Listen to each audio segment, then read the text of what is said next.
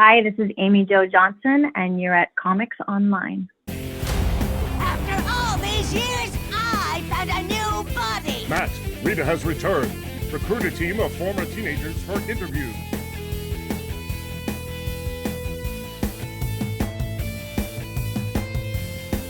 What time is it? I believe it's morphin time. Oh, you know what? It's morphin time. It's morphin time. It's morphin time. It's morphin time.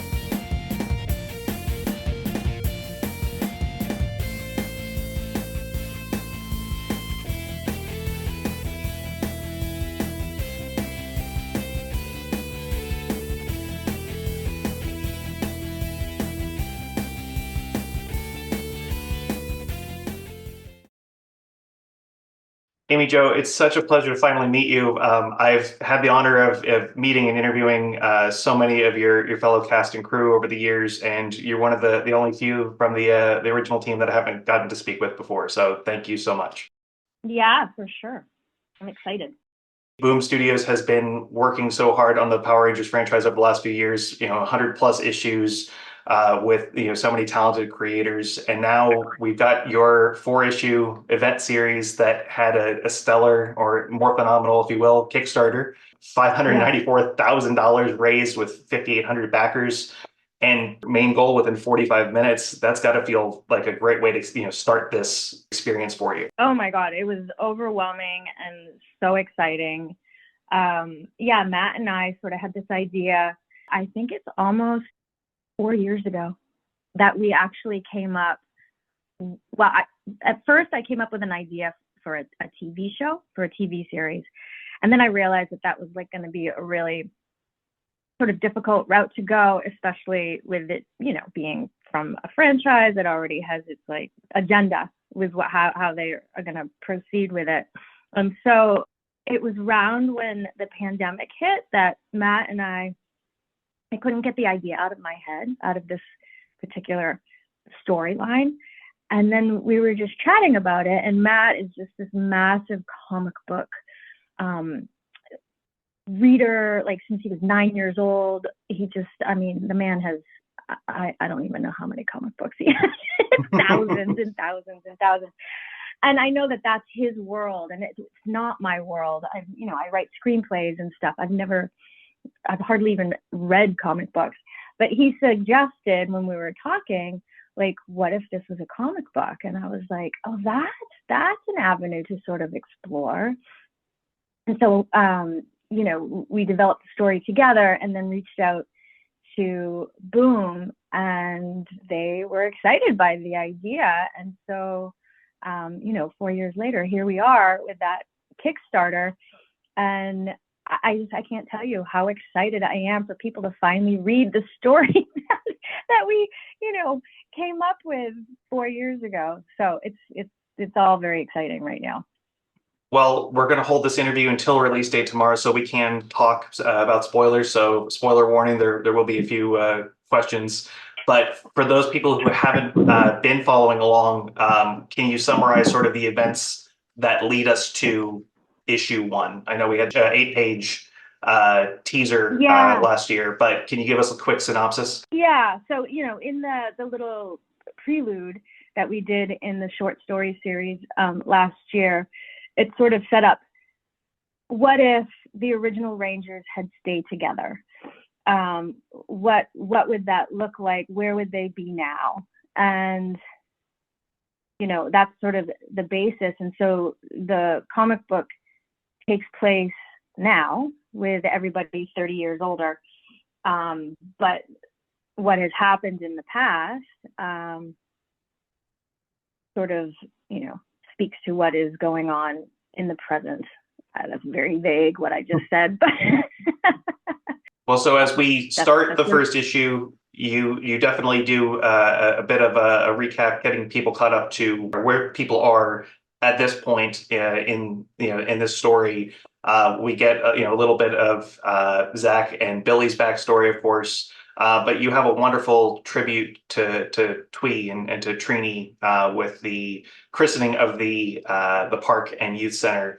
Can you talk about why that particular moment was so important for this issue? Yeah, Yeah, for sure. Oh, so okay. So let me ask you a question. So it's okay right now to talk about what's in issue 1, Absolutely. then. So we are holding till release day. So I was spoiler. being so vague because yes, I was being vague because I didn't know if I wasn't supposed to spoil anything. Okay. Go for it.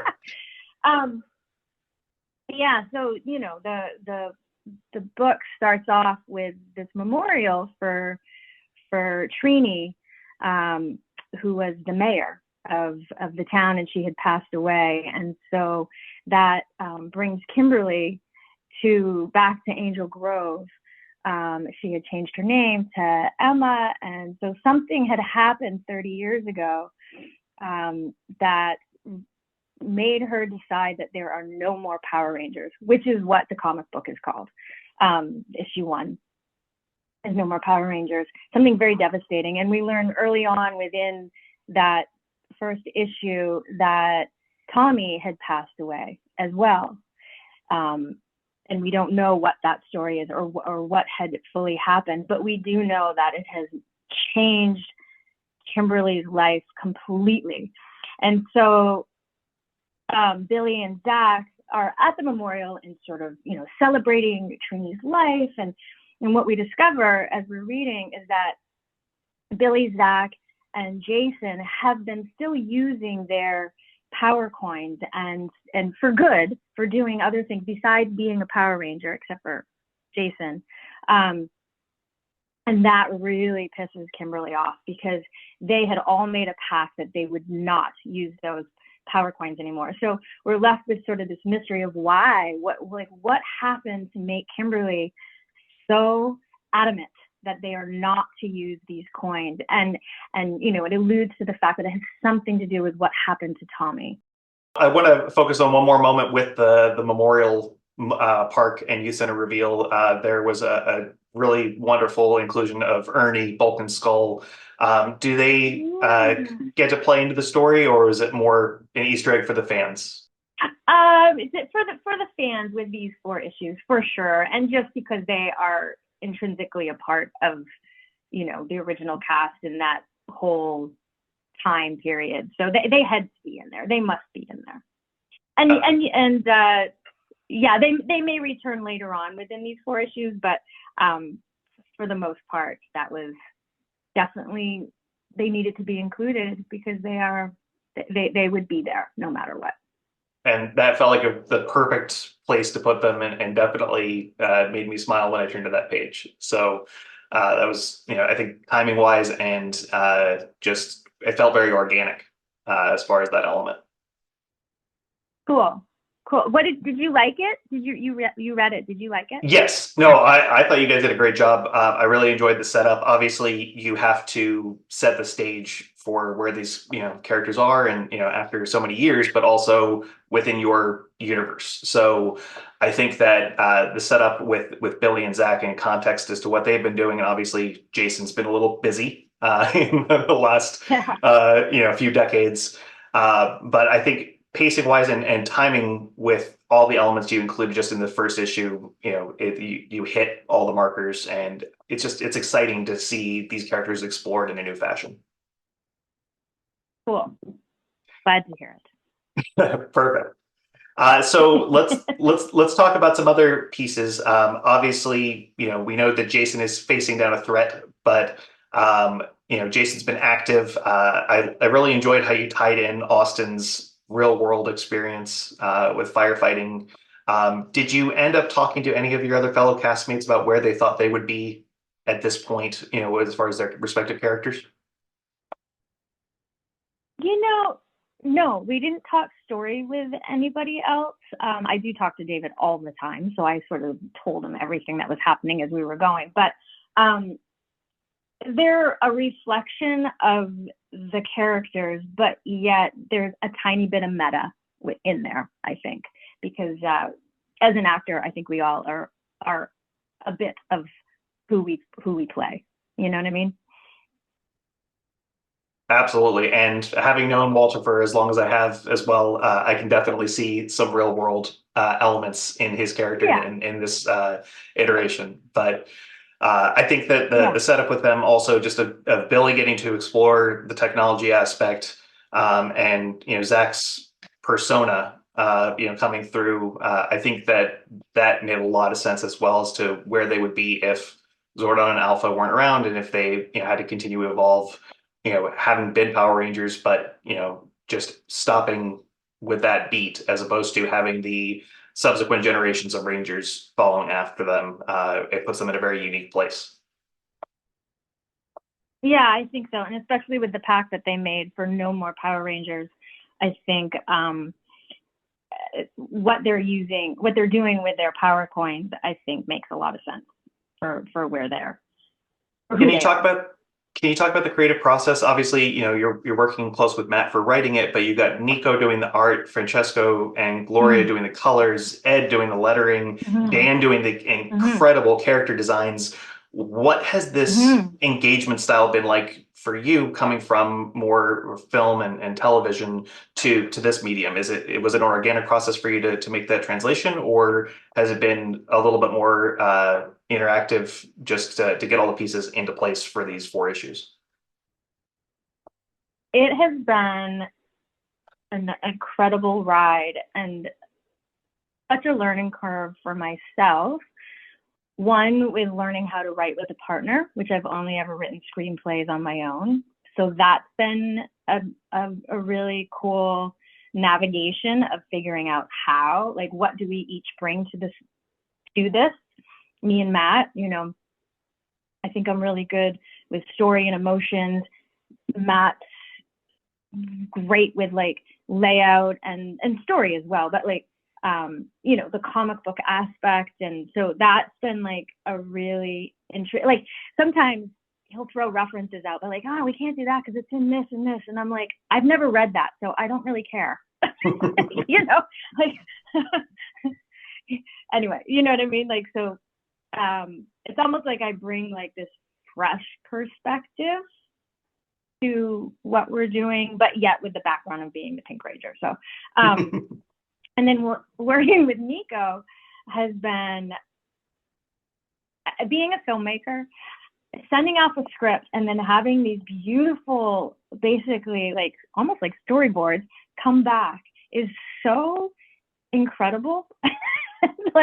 And like, there you go, there's the movie. Like, and to hear and find out how he works, like a real true artist, man. That guy, he puts on his Power Rangers suit and then like takes pictures and figures out how to draw the different poses, going to take martial arts lessons. Like, he's so committed, and was such a fan as a kid that what Nico brings to the table is so much more than me and Matt ever expected. The Easter eggs that he throws in there, just, it's been kind of like a dream, because there's not a lot of notes going back. It's just like and I think what's so cool to see is, like, I have an image in my head when we're writing this, and like I can see it one way. Of course, Matt sees it one way too. Who knows if it's the same thing we're seeing, because it's 2 different brains. But then to suddenly have it come back into fruition and actually drawn and being completely different, but yet better than what I even imagined, is really cool. And then Francesco and Gloria with the coloring, that has been a total process for me, discovering I'm a little bit colorblind, Matt. As long as you see pink, that's all that matters. Right? I'm like looking at the colors the first time they came through with Matt, and I'm like, it's a lot of green. It's a lot of green. He's like, I don't know where you're seeing green. I'm like, it's green. He's like, Angel, that's gray. I'm like, dude, that's green. And so then we gave each other a colorblind test. Guess what? I'm a little bit colorblind. Anyway, that has nothing to do with anything. Moving on. It's so funny. And then the lettering has been like a really cool process too, because then, you imagine it one way and then the lettering comes back and it's like, okay, now we can really see. Although it was very methodical, and I have to say that was a lot of Matt, because he's read so many comic books, of which character talks first. that, so that character needs to be drawn first or to the left of the thing. So like Matt was very meticulous with all of like, when things come back of like, really making sure they lined up with what we were sending in the first place. And then being pleasantly surprised, that's the cool thing about collaboration, is also letting people just do their art and do what they do best, and letting go and going, oh, it is better with that person saying that first. Okay, let's shift that line a little bit so it makes more sense, So that was cool. And then, of course, working with Dan Mora with the character design, that was just like very cool. Like we sent some, images and like character descriptions, and then to have these drawings come back that were so exactly what we sent in mind was really cool. Really, really cool. Dan's art continues to impress. Like I haven't seen a single page of Dan's or a single character design that hasn't just been stunning. Yeah. And then there's a couple, new characters coming up, which we can't really talk about, but that even the design of those was just like almost like hoot and hollering out loud when we like see them, like just like cheering. You know what I mean? Rogue Red Ranger, my favorite. It seems to be a lot of people's favorite too. Like he really killed it with that. So good. Oh, all the designs that we've seen, we were at San Diego Comic-Con for the reveal, obviously, of the title. Thank you again for retweeting our post about the announcement of the title, but then releasing Dan's designs, the excitement that came from that moment alone, I think helped to solidify that this was going to be something special. Yeah, I hope so. I hope people really like the story that we worked really hard on. We love it. And the help from Daphna and Kenzie, our editors, they're so good. Like, I think Daphna like catches things and throws things in there that ultimately just like elevate. And it's been really nice, the collaboration process within all of this. I'd like to shift gears for a moment. Obviously celebrating 30 years of Power Rangers, you've had a history with this character and with, all these characters in general, but why do you think Power Rangers and Mighty Morphin in particular has endured so long and been such a prevalent favorite of the fans? I think because, well, right now, those fans are between 28 and 38 years old. And I think that's a time in our lives where we get nostalgic and we look back to what, our youth was and what inspired us the most. So I think right now it's also just, the age of those kids. But the longevity of the love for the franchise is sometimes quite mind-boggling. And such a gift that I, didn't appreciate or truly know was there until I would say maybe 10 years ago when I first went to make my first film, my first short film, and the love and support that I had from those children who were now adults was so overwhelming and incredible that I am forever appreciative, for sure. During my conversations with Walter and Steve and Catherine and Narvi, Polly, all of your castmates and the crew, we've heard some wonderful stories about Jason being a prankster on set, and some of the behind the scenes pieces with Twee. Do you have any stories that you could share, or any moments that come to mind of those two, so we can celebrate them as well? Oh yeah, and they are definitely celebrated within these 4 issues. That's for sure. It's been really actually fulfilling and fun and bittersweet, I would say, to really develop those aspects of the characters within the 4 issues. And so, especially Tommy. Yeah, I think what comes to mind first is me and Twee sitting in a doorway in the middle of the earthquake. She was sleeping over my house, that night. And all of a sudden it sounded like nuclear war was happening, and there was a train coming into the bedroom, and we like ran and sat in the doorway and did not know what was happening. This is the earthquake in, what was it, like 93? Mm-hmm. And then we went to work because that's the bond, on the same morning, and showing up, and there's everybody. And I think it was one of Jason's first days when we showed up too. Anyway, they sent us home after a couple hours because it was quite unsafe to actually walk into the stage. But I have a lot of memories of Twee. We became very, very close, and had a lot of fun together. And then, of course, Jason was wild and mischievous and really a lot of fun. And so I, got into a little bit of trouble with him here and there while we were on set. And I had a blast with both of them, and I will forever love them and cherish the moments that I did have with them. I had the pleasure of meeting Jason a number of times, and always so engaged and impactful as far as the conversations, that you could just tell he was very invested in the conversation, and it was something that I'll always cherish as far as those interactions. But I unfortunately did not have the opportunity to meet Weed, but I've only heard wonderful stories.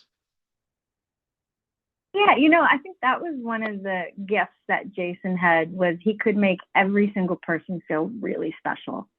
And so I think a lot of us felt very special around him, which is pretty great. Speaking of special, I absolutely love all the pictures you post with David, and the fact that your friendship has continued for so long.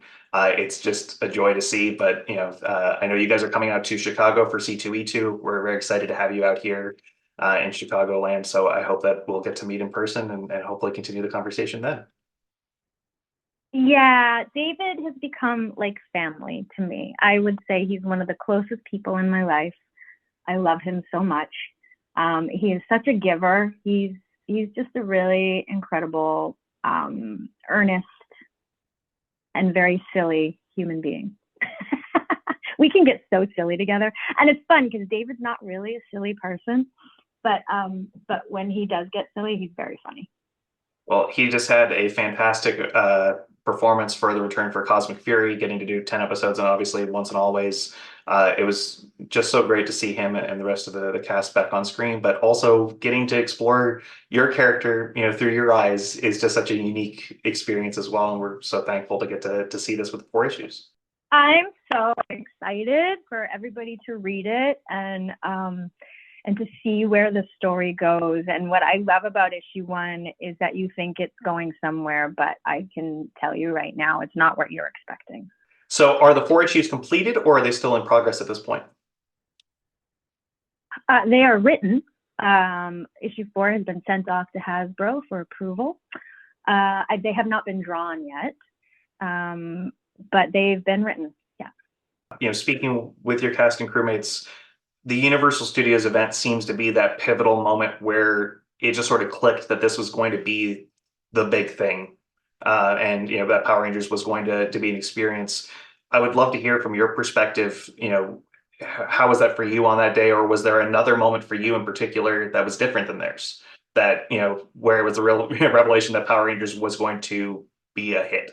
It was certainly that day was a big one. I remember being in a bus on our way there. For some reason, they had us in a bus with Shuki Levy, the producer, the rest of the Rangers, and then we got stuck in the traffic. We got stuck in the traffic trying to get there. So that was pretty funny.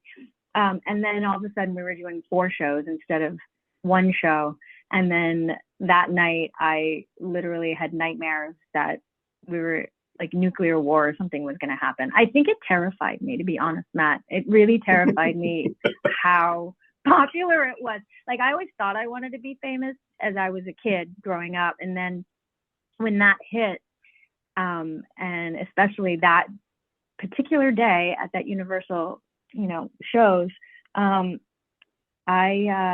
realized the next day, oh, oops, is this really what I want? It was very overwhelming and scary. And I can't imagine having that happen in today's world with social media and just how it's just a different world than it is now. But then there was also, we went to Hawaii.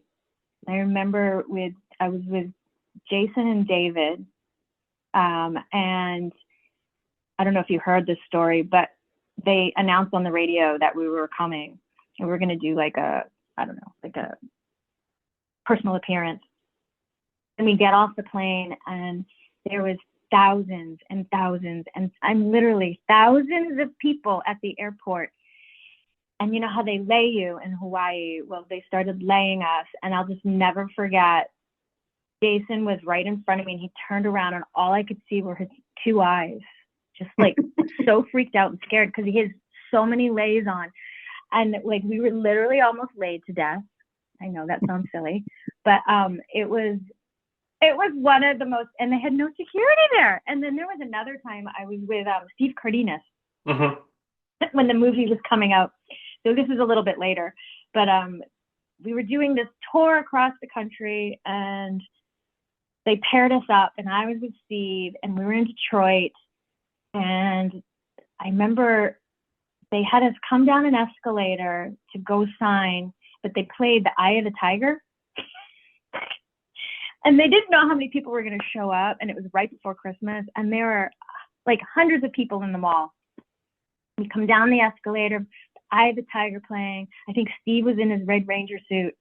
And it was a sea of people with no security. And we get to the bottom and I look at Steve and I said, on 3, let's run. And we ran and we got into the limo in the back. And I remember calling, I don't know who we were talking to, but going, there has to be security. It was so scary. Anyway, it was a non-union show. And I don't know if they didn't know how popular it was or it was going to be, or they didn't care. I have no idea, but it was, all 3 of those situations were like, I think unexpected by everybody involved. Mind you, it's right before Christmas, and those parents were not happy and angry because all the Power Rangers toys had been sold out. So I had not heard either of those 2 stories. So thank you so much for sharing those. That makes me so happy. That it sounds utterly ridiculous, but I can absolutely picture Jason and Steve in those moments. And you can see why I'm suddenly like, do I really want to be famous? Maybe not. I got to say, Amy Jo, it definitely was so great to hear all these experiences and these stories. And Power Rangers definitely had an impact on my childhood, as it did for many others. And just getting to hear these experiences and share them with others, brings me a lot of joy. But also, it's just great to hear your perspective and how it impacted you. Do you dream of fighting putties and monsters still, or have you moved past that stage? I haven't had that one in a long time. I may have at one point. I think Matt dreams of fighting putties now.